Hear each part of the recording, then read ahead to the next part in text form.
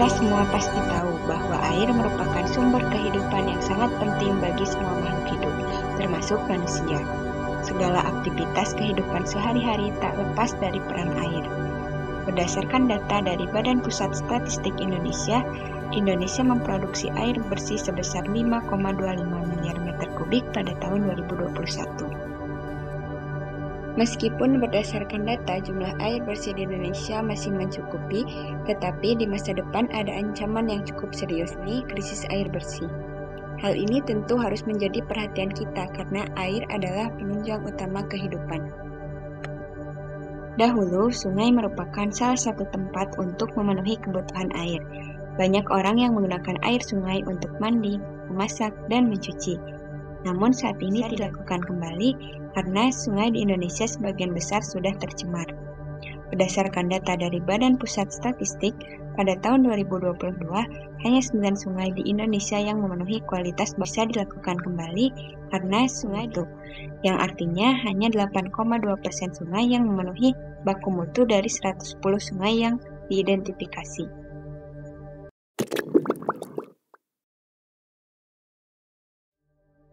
Sungai Brantas adalah sungai terpanjang kedua di Pulau Jawa setelah Sungai Bengawan Solo.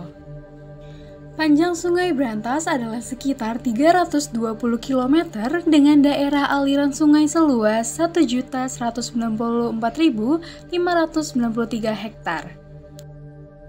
Sejak dahulu, Sungai Brantas menjadi sungai yang penting bagi masyarakat Jawa Timur.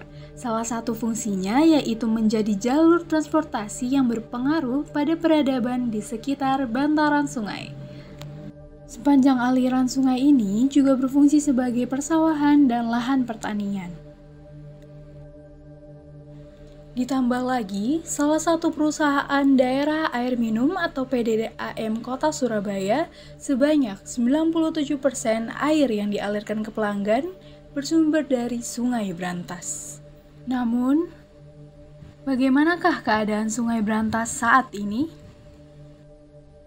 Berdasarkan temuan tim ekspedisi Sungai Nusantara tahun 2022, Sungai Brantas merupakan salah satu sungai paling tercemar mikroplastik di Indonesia. Sungai Brantas tercatat mengandung kontaminan mikroplastik sebanyak 636 partikel per 100 liter air.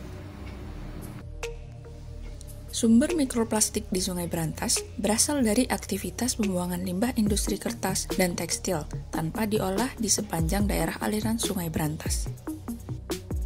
Kondisi tersebut diperparah dengan perilaku masif masyarakat yang masih menjadikan Sungai Brantas tempat sampah dengan membuang limbah domestik rumah tangga ke Sungai Brantas secara langsung. Selain masalah mikroplastik, Sungai Brantas juga akrab dengan masalah limbah industri. Menurut Dinas Lingkungan Hidup Jawa Timur, sedikitnya ada sekitar 130 industri di sepanjang daerah aliran Sungai Brantas, yang meliputi industri manufaktur, kertas, makanan, minuman, logam, dan lain sebagainya. Semua industri tersebut membuang limbah cairnya ke sungai tanpa pengolahan yang memenuhi standar. Lalu, bagaimana dampaknya menurut para ahli? Industri ini sebenarnya sudah terjadi sejak lama ya. Ketika industrialisasi mulai berkembang di Sungai Brantas, itu sekitar awal tahun 80-an, itulah pertama kali terjadi peristiwa ikan mati massal. Jadi memang pencemaran industri itu sudah muncul ya sebagai ancaman bagi ekosistem. Dan sekarang pun dampaknya sudah semakin kita rasakan karena akumulasi dari pembuangan limbah yang terus-menerus terjadi dan jumlah industri yang terus bertambah ya. Sekarang ini ikan-ikan yang ada di sungai itu sudah semakin berkurang jumlahnya ya. Itu dari keragaman hayatinya. Belum lagi dari kandungan bahan-bahan pencemar yang ada di sungai.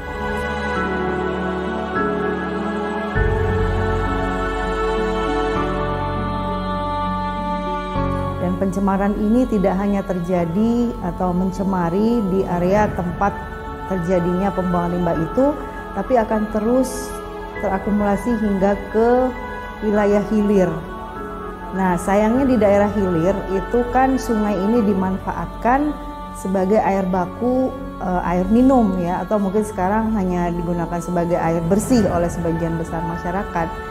Nah, air baku yang berasal dari sungai yang dibuangi limbah ini tentunya mengancam kesehatan masyarakat yang menggunakan air bersih atau sumber air minum ya dari sungai atau dari PDAM. Pencemaran Sungai Brantas merupakan permasalahan serius yang membutuhkan solusi holistik. Dalam mengatasi tantangan ini, pendekatan ekonomi dan moral dapat menjadi landasan yang kuat. Secara ekonomi, penerapan pajak pencemaran bagi perusahaan yang bertanggung jawab atas limbah berbahaya dapat menjadi langkah yang signifikan. Sesuai dengan regulasi yang diberlakukan, yaitu Undang-Undang Nomor 23 Tahun 2009 tentang Perlindungan dan Pengelolaan Lingkungan Hidup. Pajak ini tidak hanya memberikan insentif finansial untuk mengurangi limbah, tetapi juga mendorong investasi dalam teknologi pengolahan limbah yang lebih bersih.